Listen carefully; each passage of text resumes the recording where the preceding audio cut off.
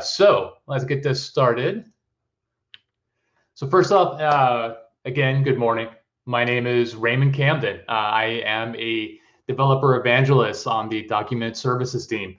If you have any questions about what I'm showing today or anything related to some of the other sessions that my team is going on, you can absolutely reach out to me. I have a blog at Raymond Camden. I tweet at Raymond Camden, pretty consistently boring about those nicknames. However, by some miracle, I was able to get the JediMaster@adobe.com email address. So you're also welcome to send me an email there as well. I really like getting questions because I like to blog and share and stuff like that. So I definitely don't mind you reaching out to let me know what you have questions on. All right, so let's get started by talking about the problem. And typically, the things that are involved in our career life as developers is trying to fix some problem. So the problem that I want to talk about today is that you have PDFs on your website. And typically, what happens when you link to a PDF is that the browser can handle the PDF. I remember a long time ago, they just did not. So that's a good thing. But what you'll quickly find out is that each of the browsers out there, they have their own particular way of rendering a PDF. And what you'll see is that there's no real good consistency between how the PDF is rendered. And now in general, the PDF itself, the content, that will look okay. But in terms of how you interact with the PDF, how you use the PDF, you're going to see a lot of variation on there. So I went around and looked at that. And something else as well that you'll see is that they leave your website. So you have your website, you have your branding, your marketing, and all that kind of fun stuff. And then all of a sudden, they view a PDF and they see nothing related to your site anymore. So again, all this is bad. So I went around and I took a couple of example screenshots of the same PDF being rendered in different browsers. So here you can see an example of Safari on a Apple machine, of course. Then you have Chrome, looks completely different. And again, the content inside the PDF is not changing. I'm talking about that Chrome that you see actually around the PDF. This is an example of Firefox, and last, my preferred browser of choice, Microsoft Edge. So all of these work. They work. But what we really need is a consistent solution. And luckily, we have a consistent, great front-end solution for you called Adobe PDF Embed API. At a high level, what this is a JavaScript library for embedding PDFs. Now, to be clear, if you do not consider yourself a JavaScript developer, that's okay. I've been using JavaScript for 20 years or so, and I still make really bad mistakes all the time. But you do not need to be an expert at all to use this library, and you're going to see multiple examples of that. This will give you control over the PDF rendering experience in terms of the size, how it's shown, and then how people interact with it. It also supports annotations and comments. So what that means is that your end users can actually go into the PDF and they could write comments, they could annotate it, and you draw it, and things like that. And then they could actually save that PDF with all those annotations and comments baked in. You also get really, really detailed control to analytics and events. And based on how much time I have here, I don't really go deep into that. But if you need to know things, for example, I have a 10-page PDF and I've asked people to read it, I can actually use the analytics to figure out how long people are spending with the PDF, how many pages they look at. If there's a particular page where people just seem to drop off consistently, there could be something about that page that could be improved to help people keep going on that. And best of all, everything that I'm showing you today is 100% free. All right, so in terms of how you get started, you will need an Adobe ID. All right, that's free. Sign up, no big deal. You will then go to our website. You could sign up and get a free key. Now, a couple of things to note about that key. It is going to be bound by a domain name. So if you want, you could actually create two keys, one for localhost, one for foo.com.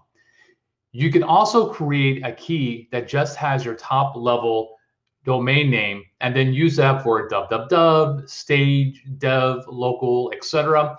If you have never messed with your internal host file, if you have no idea what that is, hit me up later. I'll be happy to share some resources on that where if you had foo.com as your main corporate site, you can run local.foo.com on your own laptop and use the same key there. Now, because these keys are tied to a particular domain name, that makes it safe to use in your client-side code. So you don't have to worry about doing weird stuff to hide that particular key. So how do we actually make use of the library? So the first thing you're going to do is figure out where you're going to load the PDF. And in this particular example, I'm talking about one PDF on a website. Obviously, you can have multiple different PDFs, but to keep it simple, we're going to imagine you just want to put one particular PDF on your site. So first, figure out what page it's going to be on and where in the page that's going to be.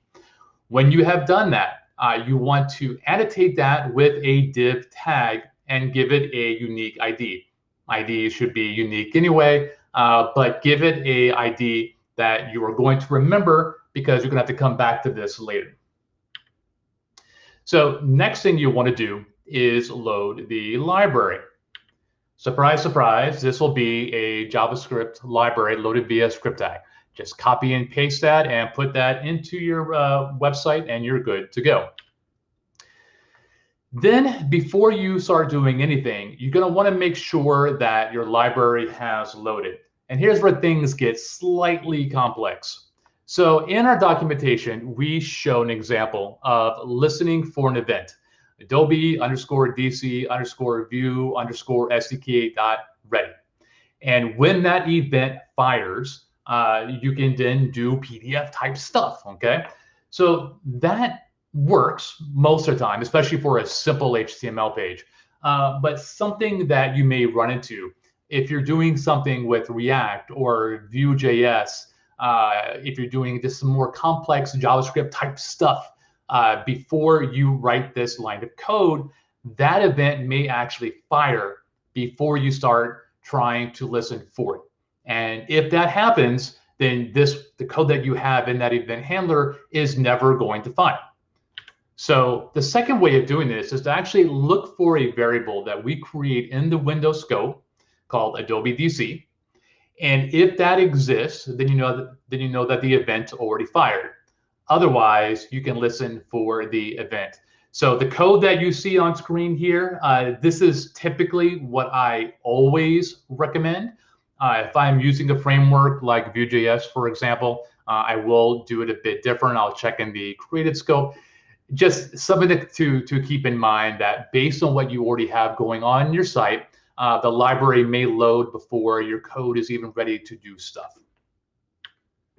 So once you have confirmed that the library has loaded, first you're going to initialize and load your PDF. And this is really the code that makes the PDF show up.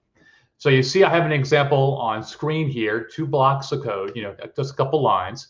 I create a new instance of Adobe DC View. I pass it my particular key and the div that I created earlier. And again, that needs to be unique and you'll be responsible for putting that into your template wherever it makes sense. In this case, Adobe _key would just be a variable somewhere else in my code where I put that particular key value I get when I sign up on our portal. Next, you're going to run the preview file method. Now, this can get pretty complex, but the simplest solution is to pass it content, location, and URL, basically where your PDF, and then pass a bit of metadata. And the minimum metadata is simply the name of the file. And again, you can do a heck of a lot more in here. We're going to see a couple of examples of the options and stuff that you could pass in. I'll also point out that it does not, your PDF does not have to be at a particular URL.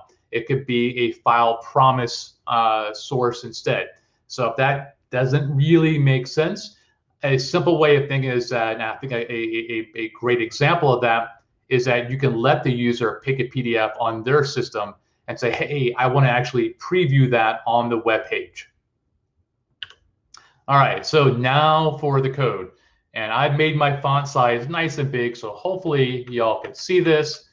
Let me get rid of this. So what I have here, and I'll make it a little bit bigger. So I'm glancing over at the side here and kind of seeing what I'm seeing the screen there. So what I have here is a fairly standard web page. Got HTML on top. I got a bit of styling. Let me preface what follows with the fact that Adobe did not hire me for my design skills. I am where design goes to die. So anything that you see ugly on this web page is 100% Raymond Camden's fault and not Adobe. It could be a heck of a lot prettier. But I did the very kind of basic CSS for my page. I also provided some CSS to the PDF display div so I can just control how big I want that on screen. Typically what you'll do is you'll look at your site framework, the layout, you'll look at your PDF, you'll play with this, and you'll find the best values for there. I have, again, regular HTML.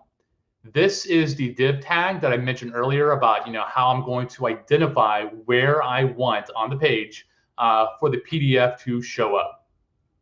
And then I have my code. And again, I would think you could be kind of new to JavaScript and handle that. If you're kind of new to JavaScript and this arrow syntax kind of scares you a bit, you don't need to use syntax like that. That's just me pretending I'm fancy and know what I'm doing. But this code pretty much follows what I just said. I listen for the library to be loaded, or I check to see if it already is. When either of those cases happen, I run a method called display PDF, and in there I create my view, and I then point to my particular PDF. If I show this, oops, not that one, getting ahead a little bit, we could see my PDF. Now, let me just reload this real quick. There we go. All right, Edge was being a little bit finicky for me earlier. This is the PDF, and again, I wanted to show some CSS styling so you could see the contrast in terms of the white background of the PDF. Honestly, I could probably size this a bit better so there wasn't quite as much stuff on the sides. We don't limit you in terms of how tall and wide you want to make your PDF. That's completely up to you and your content. But you can see I have my regular site, UI here. If I had menu options and things like that, if I had prompts for you to allow notifications, because every website in the world wants to give you notifications, I could have all of that and still have the PDF experience in here. And again, this is a complete PDF experience. I can click here and do download or print PDF. I'm not going to print this. But if I wanted to, I could also come in here and say, you know what, let's add some comments. More cat pics, please. And go ahead and post that. And then if I wanted to scratch something out, like this is some boring text that I don't want, I could do that type of manipulation. And you can see it's actually prompting me to save it, recognize that I actually modified this PDF and it wants to let me know. And in fact, I believe if I hit next, it's actually going to try to stop me until I actually save the PDF. But I could go crazy on this. I could then download the PDF and render it. And what's kind of great, I did this demo before. I'm saving the PDF. I mentioned how the browsers kind of have their own UI. Edge actually fails to render the comments. And now I know that I have a valid PDF downloaded. It got the annotation, but the Edge browser, in general, a really darn good browser, but when it takes over, it doesn't do a consistent, good job of rendering. Yeah, I see I have a comment there. This would annoy the heck out of me, seeing that and not being able to view it. The actual file that I downloaded absolutely has all the annotations in there and all the comments as well. Oops, there we go. So that was kind of like the kind of default out of the box, just plain work time option. We definitely have multiple different things that you could do with how it's rendered on the page. We have view options and we have UI control options. And that's kind of the way mentally I bucket those two things. When it comes to view options, that's the initial way that the PDF is rendered. The first option and the default is full window. Doesn't really mean the full window. A better name for that would be the full div that you give it. And in terms of what size that is, that's up to you. We also have a sized container. We have inline, which is going to stretch everything out. And we have a lightbox, which is kind of like a modal view. All of this is done by simply passing an argument to our preview file. And you can see there I've specified what the embed mode is. And a lot of this will make sense when I actually show you a demo of this running. And by the way, I mentioned that the browser and the embed recognizes that I modified it and it's warning me, which I think is a great feature. So I'll go and test two. This is the same PDF. And again, full window is the default view. And like I said, Edge, you were being a little bit cranky for me today. Come on now.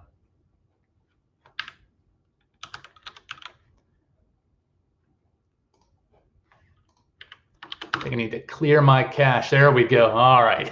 So this is the default. Notice that you could go through the PDF. You could read it as you want. Size container actually presents it as one page at a time. And come on, demo gods, don't let me down. You've been doing so well. And worst comes to worst, I will switch to Chrome.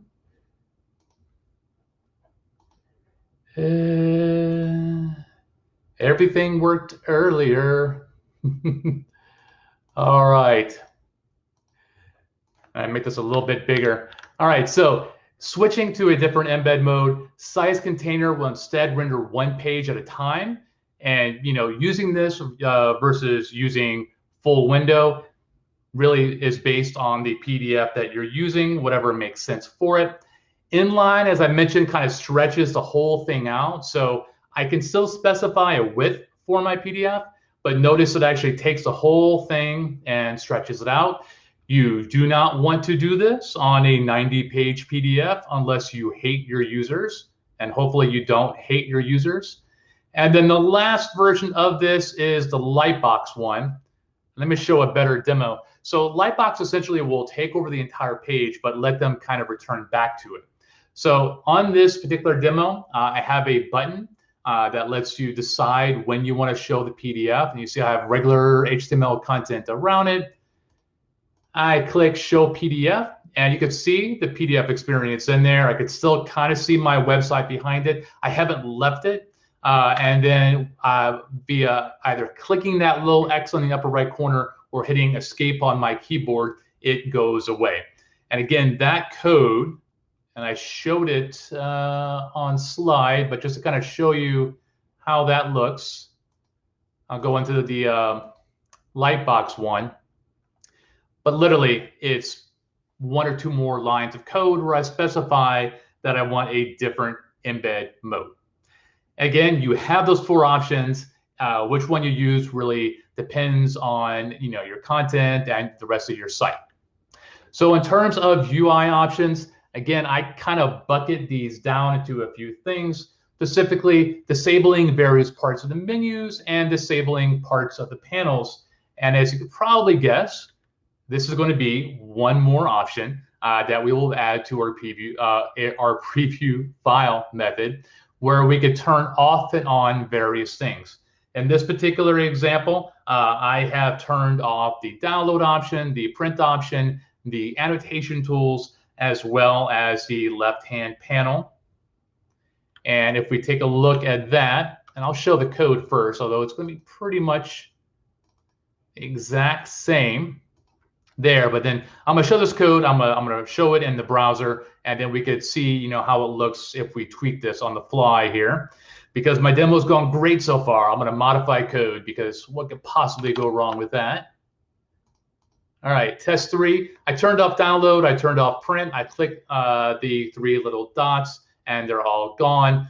All my annotation tools are also gone as well.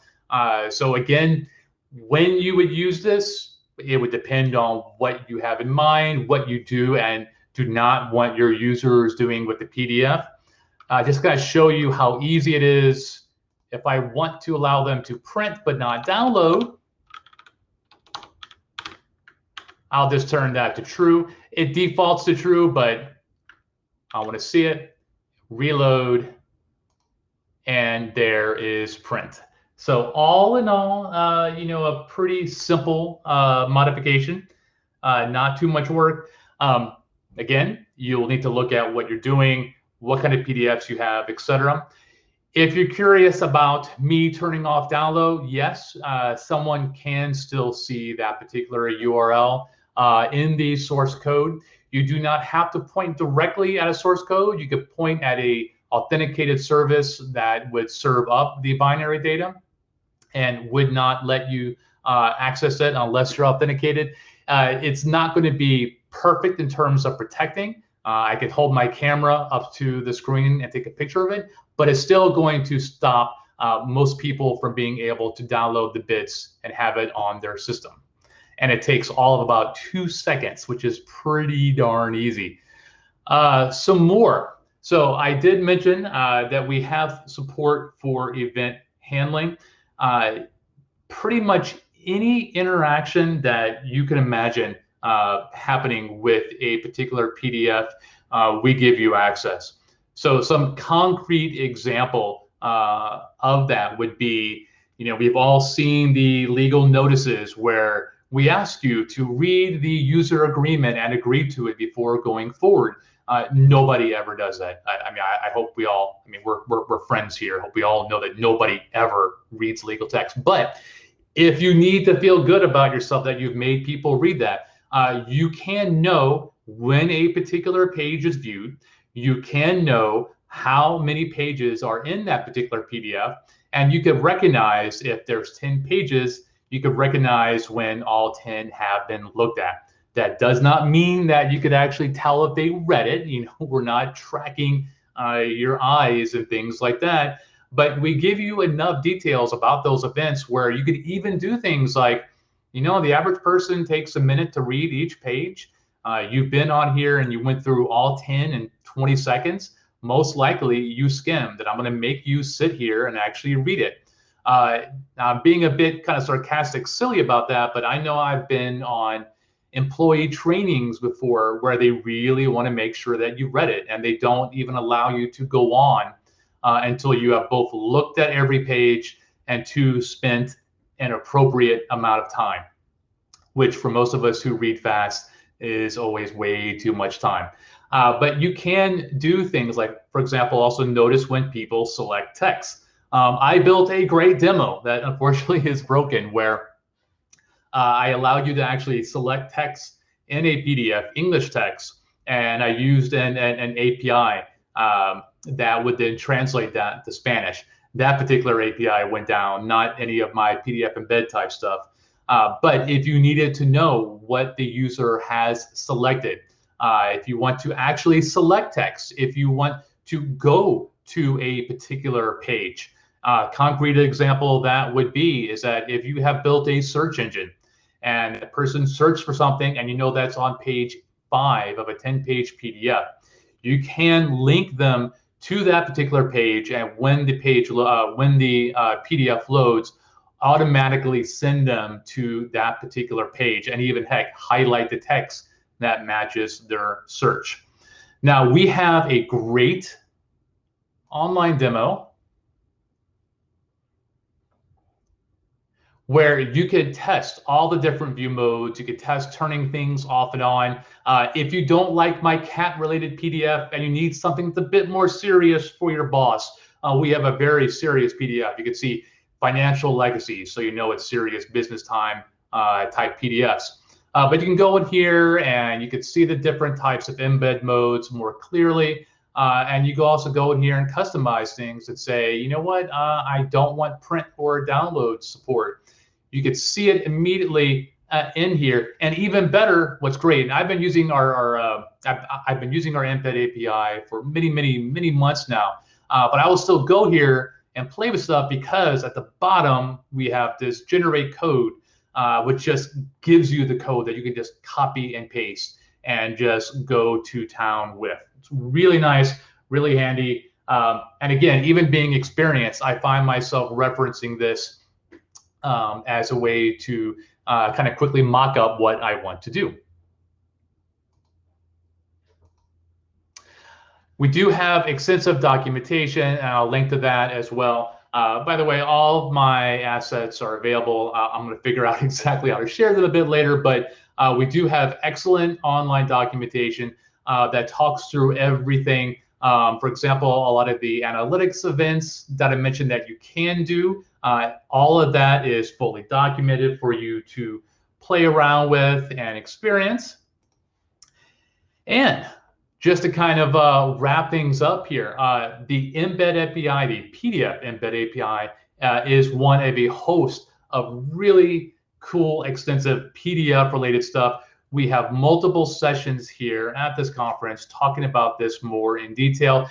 If I can do this in 30 seconds, Document Generation API, a really crazy cool way to generate PDFs using Microsoft Word as a template. We have a session on that coming tomorrow. Adobe Sign API, I think most people are very familiar with Adobe Sign. The API is amazing. Our Services API basically has every type of operation that you can imagine doing on a PDF, and you see examples on the slide there, so I'll read from it. We have APIs for that. I've showed you the Embed API, and our Extract API provides an incredible level of detail about your PDFs. Definitely not just the text, but every imaginable piece of information from a PDF. Again, I mentioned that we have more sessions talking about this. I believe the next one coming up is my coworker Ben talking about Adobe PDF Services API. I think about an hour from now, so pretty darn soon. But again, we have multiple sessions coming up going in depth about all of these particular services. And I believe that I wrapped up just in time. I'm shocked because I'm very wordy. And I'm just looking over here at the chat to see if we have any open questions. And I see Ben's been answering them. Thank you very much. And I'm just seeing if Ben didn't get anything. Ben is who I go to, Ben and Joel, my coworkers, for questions. So if they didn't get it, you're probably out of luck. Ray, it looks like there's a question on the Q&A section. Thank you. I did not see that. Thank you. I appreciate that. All right, so I don't know if y'all can see the Q&A, so I'm going to read the question from Joe. When using the Adobe PDF Embed API with AEM, is there a way to share the API key for both the author and publisher environment? I set up the client ID under Sling configs, but don't see a way to have different keys for the author and publisher. Also a way to set up a key for different run modes. Unfortunately, I can't answer questions about AEM. That's not something that I am aware of. If AEM supports any type of different environment variables for different environments, that would be one way I would do it. And that's something I've seen in other systems out there. And I read that out loud. So if Ben knows the answer, hopefully he heard me and can refer to that. But if I was brand new to AEM, I would look at the docs for environment variables and see how they handle production versus dev versus stage. And that is where I would store my embed key. Hopefully that helps a little bit. Thank you again, Alicia.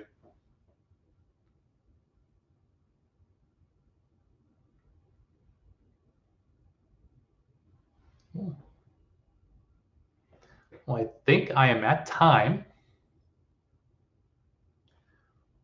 which means I want to thank all of y'all who showed up. Thank you all for your questions. Thank you all for being here. Definitely stick around. There's some amazing sessions coming up.